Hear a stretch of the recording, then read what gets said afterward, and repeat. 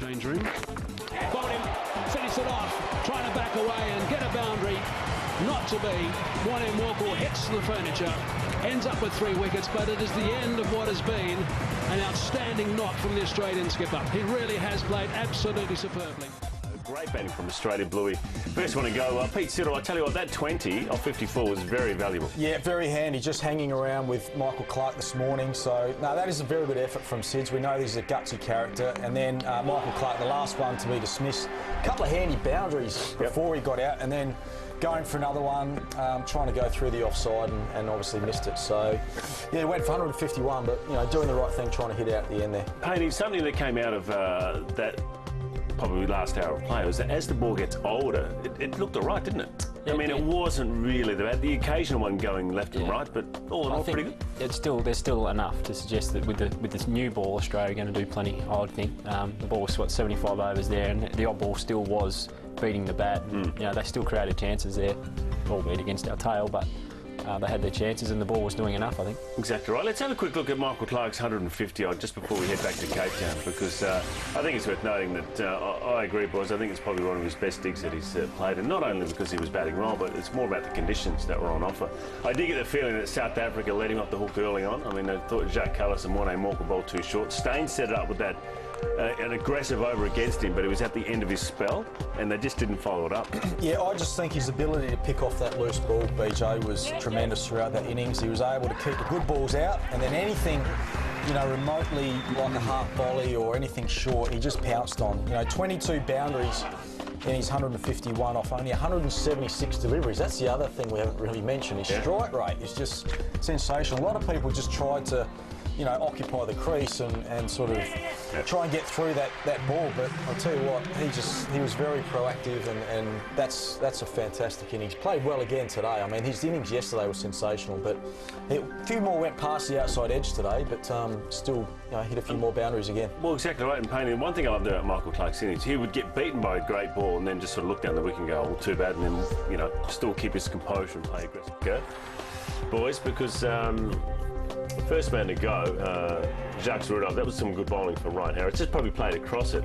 And you would expect some new ball to nip around, but then all of a sudden, boy, Shane Watson got it in the right area, nipped it around, and South Africa just fell over, didn't they? Well, I mean, Shane Watson gets 5 wickets, but three of those wickets was hitting the stumps. So I just think he showed that, you know, if you get it full at the stumps, he gets in nice and close, then you're going to get rewards on this pitch. I mean, that was the second one that wasn't hitting the stumps. They ended up, you know, getting the inside edge and back on. But in the other dismissals, they were either LBW, like that, Ashwell Prince, very first ball, swinging back in, and he just didn't look like he was with it. Yeah, he just, you know, coming out of the dressing room's not quite right.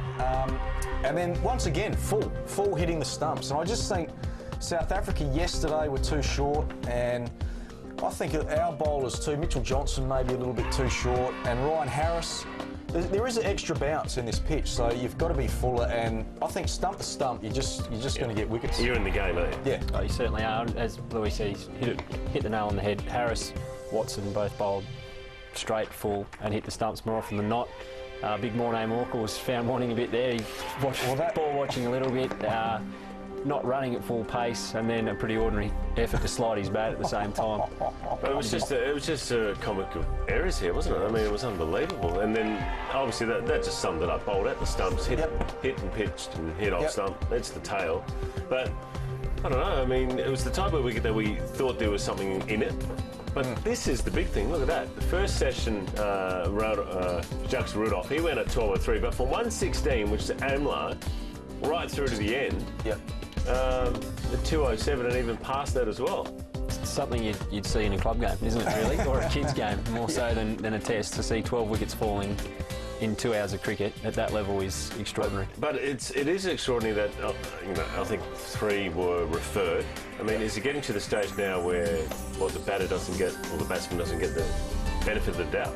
A lot of these decisions, you can be out half an inch and you're gone? No, well, I mean, the review system, I think this game has worked. Yeah. I think it needs even though the umpires have got 2 of them wrong, 1 over. Yeah, but we haven't really looked at each other and said, no, that's not right. He should still be out there. I think the decisions eventually have gone the right way.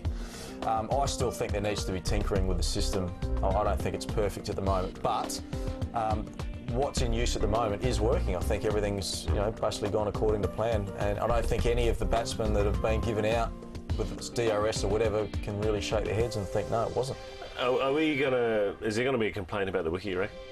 Do you reckon someone from the ICC or match referee or something like that wicket's just been ordinary? I don't think it's been terrible. I think day one it was definitely hard work. Today's been a mix of probably some pretty good bowling, well, straight and full bowling, and at times some pretty ordinary batting from players who you'd probably expect to be able to handle those sort of conditions.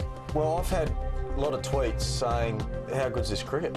You know, you probably wouldn't want to see every test match like this, but, ball dominating bat, what's wrong with that every now and then? I think coming off the Sri Lankan series as well, where there was draws where, it was just totally dominated, and it was a bit hard to watch at times because wickets weren't falling. And then you get this sort of cricket where guys are getting knocked over. It is good to see the ball on top at times. It is great viewing. And similar sort of feedback coming out of that first test in Sri Lanka where it was an absolute Bunsen burner. There it is. Big appeal, but I thought, no, Gould says out. Watson is going to go. I thought I heard two noises. See what the hawker would have said. Says there's a bit of height and a bit leg side. He's done nothing wrong. Edged and grasped. Regulation catch. Skipper's put it down. Another brilliant delivery from Philander. He really is giving Hughes a serious working over, and there should be two down. Philander to Phil Hughes in his previous over bowled an absolute cracker, very similar to the first innings. Found the outside edge, but this time Captain Graham Smith put him down. They're ready for tests. That's not a bad shot. Fingers gone up. That is a massive wicket for a man on debut. Is he going to have another look? Are they going to send it upstairs? He's turned around to Philip Hughes as Ricky Ponting, and they are going upstairs. I think this one is looking pretty adjacent. I think this time it might be Ricky Ponting who's a little bit off down here. So are they going to, let's have a look. Billy Bowden's checking these same pictures. Pitching in line, impact in line. Wickets, the umpire's call. Doesn't miss the stumps. So that is going to be given out. It's got to miss the stumps totally for that to be given not out. There's confirmation. DRS again in play. Well, this DRS is nice. Great job, that's for sure, that one.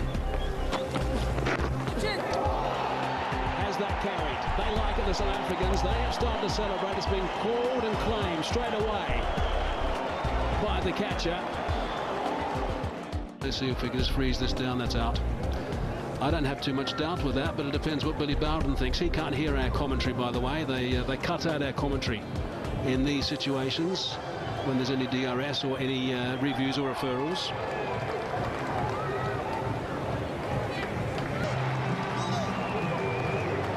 There's been quite a few batsmen who've walked off the Newlands ground today, shaking their heads.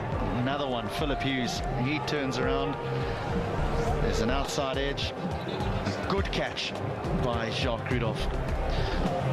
Hughes is gone for 9. Australia 13 for 3. Here's Morkel. Gone. Hussey, first ball. Caught in the slip cordon. Wow, this game is just upside down. 100% bizarre. That's all you can call it, bizarre. There's a big appeal here and gone. Whoa! 15 for 5. Is it? Or is Michael Clark going to be his? Billy Bowden's in business again. Is it going to hit anything? It's just clipping the top, so the umpire's original decision will stand. Clark knows it, he's on his way. Unbelievable. This is just unbelievable cricket. I don't think I've ever in all my years been in a situation where I've seen so many wickets fall in such a short space of time.